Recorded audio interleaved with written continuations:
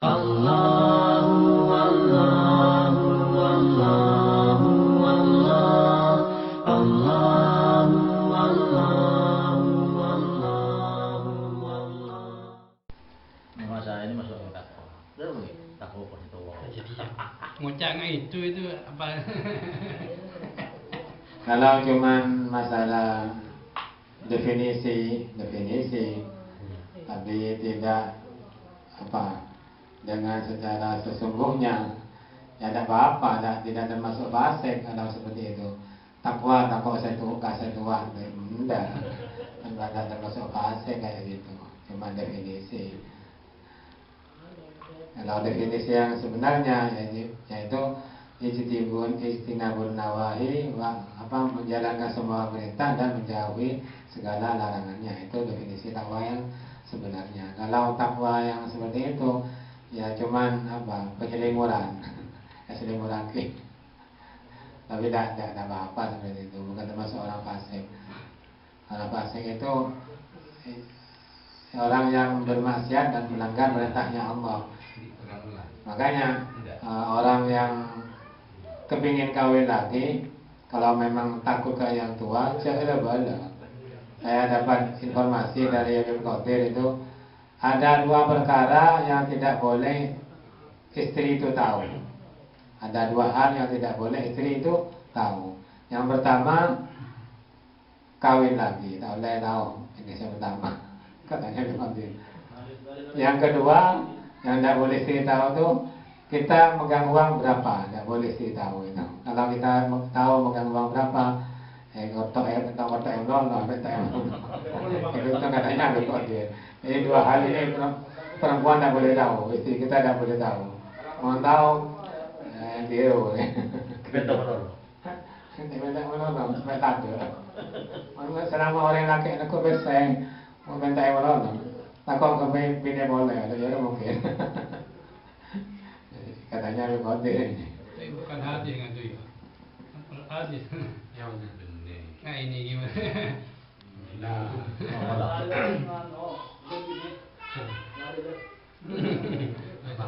Survei lapangan. Tapi wajar istri itu. Iya. Gak bisa Misalnya lah. Ya, tinggal. Assalamualaikum warahmatullahi wabarakatuh. Kita mau tanya bahwasanya kejelekan diikuti dengan kebaikan. Kita mungkin waktu masih muda ya, atau karena bermusuhan atau ya apa, sampai sekarang itu pas orangnya sudah wafat tak sempat sama memaafkan dalam itu terhadap orang tersebut, cara memaafkannya. Baik bahwanya kita bersalah kepada orang yang telah tiada itu, ataupun yang tiada itu juga bersalah pada kita. Dengan hadis tadi itu apakah masuk, dan bagaimana cara menyikapi kita yang sudah punya dosa-dosa kepada orang yang terlebih dahulu. Nah sekarang ini kan setelah kita ada di majelis ini, alhamdulillah, cuma sebelumnya berbuat jelek yang dilakukan dulu, baik itu kejelekannya apa bagaimana cara bertobatnya dan bagaimana menyikapi kepada orang yang sudah tiada itu. Terima kasih. Assalamualaikum warahmatullahi wabarakatuh. Dosa dia, dosa. Macam itulah. Astaghfirullahaladzim. Apa jadi? Li walidayya wa li ashabil huquqil wajibati alayya. Itu termasuk memintakan ampun orang yang punya kewajiban kepada kita, atau kita punya kewajiban kepada mereka, kepada Astaghfirullahaladzim li wa li walidayya. Ya Allah, minta tolak tidak zat agung li untukku. Ya, li itu panjang ya, li wa dan kedua orang tuaku. Ya, wali ashabil huquqil wajibat, dan kepada para sahabat ya, wajibat yang punya kewajiban ya, alayya kepadaku. wali jami muslimin muslimat, daripada semua orang-orang muslim dan orang muslim laki dan muslim perempuan ya. Wali baik yang hidup maupun yang mati. Itu bagian dari memintakan ampun orang yang mungkin tidak sempat minta ampun. Tuh, yang saya dengar begitu ya. Terima kasih.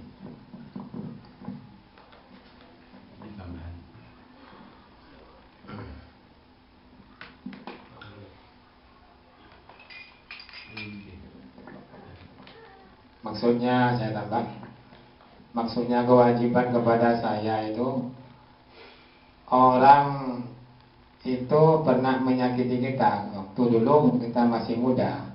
Orang itu masih pernah menyakiti kita. Kemudian orang itu meninggal atau pindah ke tempat yang jauh. Bagaimana caranya orang itu karena punya kewajiban kepada kita, dan padahal dia sudah meninggal. Caranya ya kita maafkan. Jadi wajib bagi kita untuk orang itu, saya maafkan orang itu. Dan itu termasuk pahala besar itu. Kemudian kewajiban saya kepada orang itu, jadi dia mempunyai kewajiban kepada saya. Dan sekarang kebalikannya, kewajiban saya kepada orang itu, saya pernah menyakiti orang itu. Sehingga orang itu pada satu saat sudah meninggal atau pergi jauh ke luar kota, ke luar negeri, atau meninggal. Kewajiban saya kepada orang itu, ya saya minta ampun kepada orang itu. Karena orang itu sudah tidak ketemu, saya minta maaf, saya minta ampun kepada orang itu. Jadi singkatnya katanya ulama, baca istighfar ini sesudah sholat, insya Allah itu istiqomah ya. Insya Allah bisa mengkufu, artinya menyeimbangkan antara dosa kita kepada orang itu diampuni dan dosa orang kepada kita diampuni juga. Artinya kita memberi maaf kepada orang itu, dan orang itu yang pernah menyakiti saya dan minta maaf kepada kita ampuni juga. Jadi kufu sama-sama. Meskipun tidak tahu kalau orang itu punya dosa kepada saya, maksudnya begitu.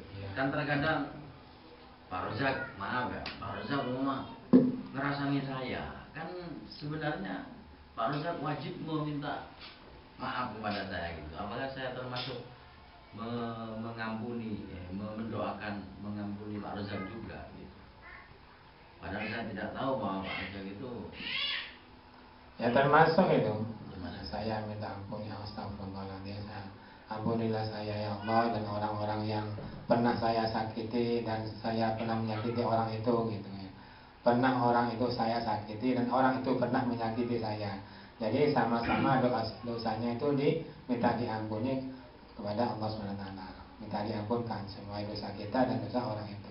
Artinya 0-0 gitu ya. Menteri kalau mau kalau orang lain itu hakul adami itu harus bilang kepada orangnya. Kepada ahli warisnya. Kalau perkara sepele atau remeh tidak masalah kan. Orang itu kalau saya minta mesti dihalalkan, ya tidak apa ya. Tapi kalau perkara besar harus saya harus datang kepada orangnya. Cái trâu mà mất là tăng gần đi. ini orang sepeda. Saya ngeco aja jaya lah. Kalau seperti itu harus diberitahukan. Tapi perlu diperhatikan juga. Kalau diberitahukan itu sekiranya menimbulkan masalah baru, artinya menimbulkan permusuhan baru, jangan diberitahu. Kalau sepedanya saya yang ambil, karena bisa menimbulkan permusuhan baru seperti itu. Lebih baik kalau kita mau minta maaf, kita harganya sepedanya itu berapa dulu, kita sedekahkan lewat mungkin secara sama rahasia lewat pos, dia antarkan ke alamatnya orang itu dari hamba Allah, antarkan ke orang itu perak itu bisa. Boleh ikutin sepeda orang lembur. Saya Kebetulan Alamnya alamat Sukabumi, alamat ya tidak usah disebutkan kan. Tidak usah disebutkan kalau sekiranya menimbulkan masalah. banyak, apa tidak dibagi? Kalau membacakan surat Al-Fatihah kepada bekas musuh kita, dan musuh kita itu sudah meninggal, bukan musuh terus, pernah bermusuhan, dan dia itu sudah meninggal sebelum kita minta maaf.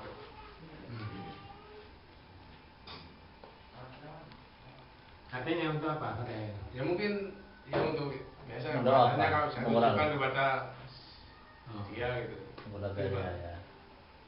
Jadi masuk nang hadis itu. Ada syata hasada wa tabuha.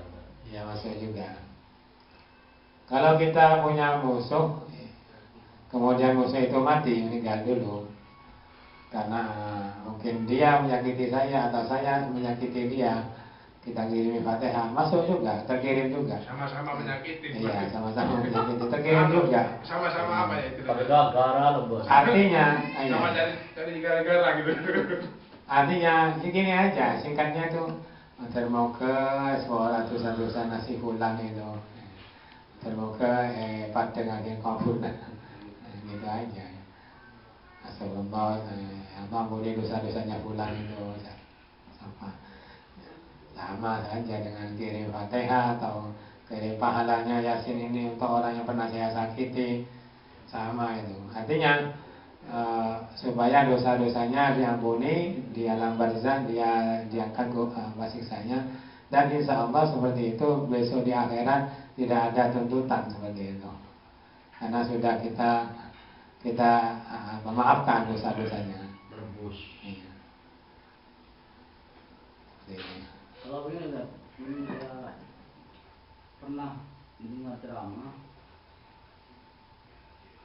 orang ahli ibadah tapi pelit dibanding orang ahli maksiat tapi dermawan. Itu katanya lebih disenangi oleh Allah yang ahli maksiat tapi dermawan. Apa kayak itu apakah bisa diterima? Terima kasih.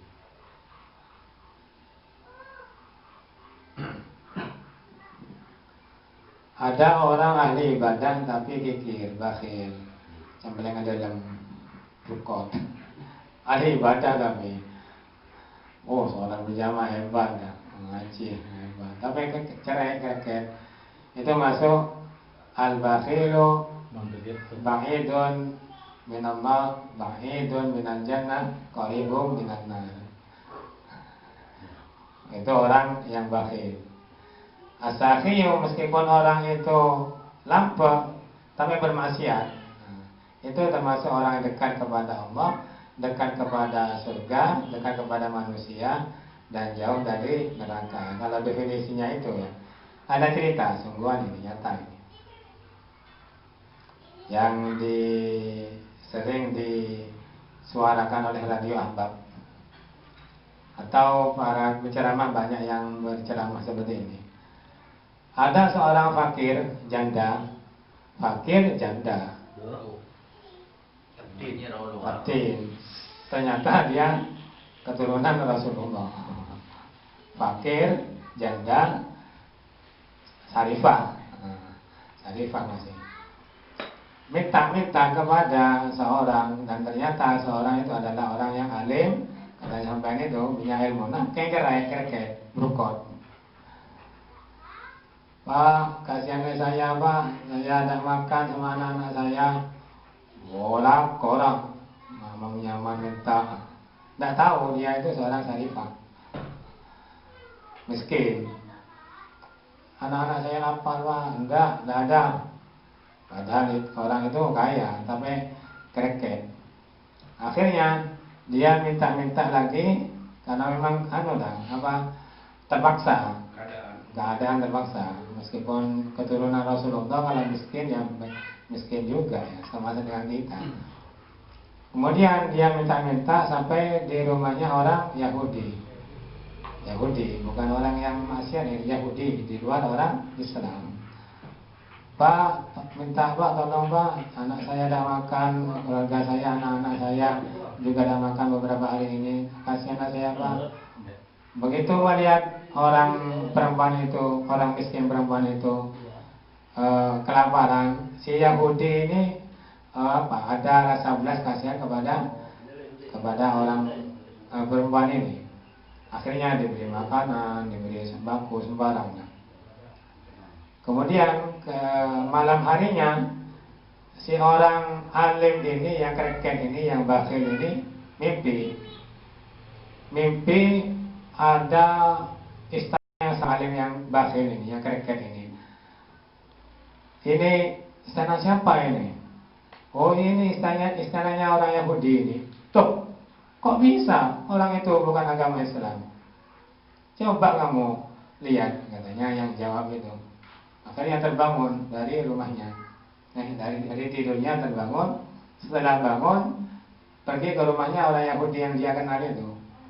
Pak, sampean kok bisa masuk surga punya istana di rumah? Ada apa? Padahal kamu orang Yahudi.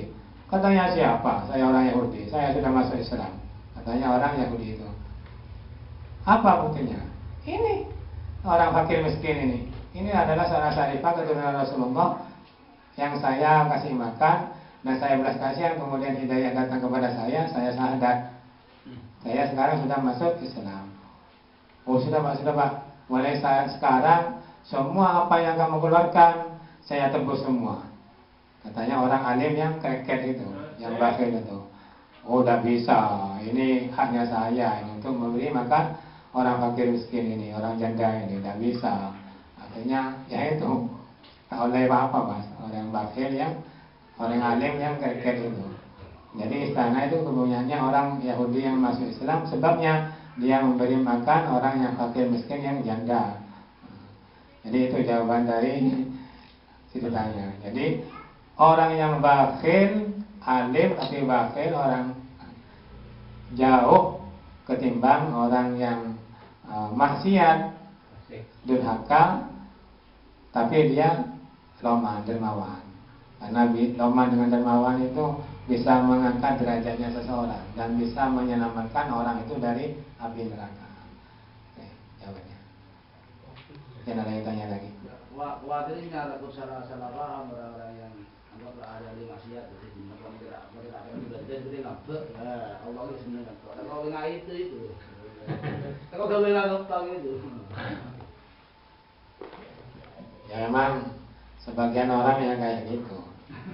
Ini lah kau pakai tak ahli ibadah, pakai jauh dari tak ahli ibadah, jauh dari masjid, jauh dari alim, engkau maksiat, sebetulnya engkau lampu. Kadang seperti itu dibuat tameng, dibuat menganu dirinya, menghalangi dirinya. Tapi kalau orang dapat hidayah dari Allah, orang itu akan sadar bahwa mungkin ketika saya bermaksiat, berbuat dosa, Allah mencabut nyawa saya. Itu kalau orang yang sudah dapat hidayah. Jadi bisa menjadikan kedermawanannya itu bisa menyelamatkan dirinya dari api neraka. Tapi kalau orang membuat tameng seperti itu, ya artinya orang itu berani kepada maksiat, lain lagi, bermasalahnya itu lain lagi. Orang yang bermaksiat dengan biasa, kemudian bermaksiat dengan bangga, berbuat maksiat tapi bangga, itu lebih besar dosanya ketimbang maksiat dengan perasaan yang hatinya hancur. Artinya bermaksiat kemudian istighfar, astagfirullahaladzim, kok melakukan itu sadai, astagfirullah.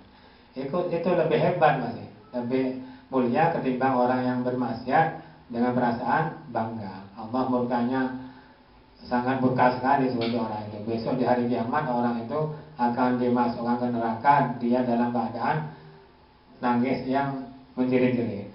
Orang yang maksiat tapi durhaka. Tapi terbangga dengan maksiatnya itu. Alhamdulillah tadi. Semoga kita diselamatkan. Amin. Nah, yang baik lain atau yang lain. Berarti kan tidak cocok perbandingan, ya? Tidak enak kalau perbandingan kayak itu. Orang jelek itu jauh dari surga sama dari neraka. Pada saatnya mungkin diampuni Allah, tapi tak kebaik pedoman kan orang kita itu karena dari banyak dari orang maksiat itu. Pas engkau dina engkau mana apa akan dekat baik lagi kau tak ibadah dia kan sekarang kan banyak begitu ya kan itu dengan olehnya korupsi berbeda yatim kayak masjid ya kan kan sekarang banyak begitu trennya seperti itu kan banyak ya apakah sah ya sah ya urusan terima tidak terima kepada Allah ya kan begitu. Jadi yang penting kita itu yang di sini ini hati-hati ya kan. Jadi hati-hati PC dari mana itu tidak sampai kita itu mentero apa untuk selamat kita ya terima ya jadi begitu ya, jadi tidak pedoman tin kok aku kok tahu betul tidak tempat berkah ya begitu. Jadi ya benar lambak itu pada saatnya ya nabi Allah, tapi kan kita belum tentu apakah husnul khotimah begitu. Jadi ingatkan saja kalau orang punya teman begitu ya lambak dan beribadah wajib dilakoni.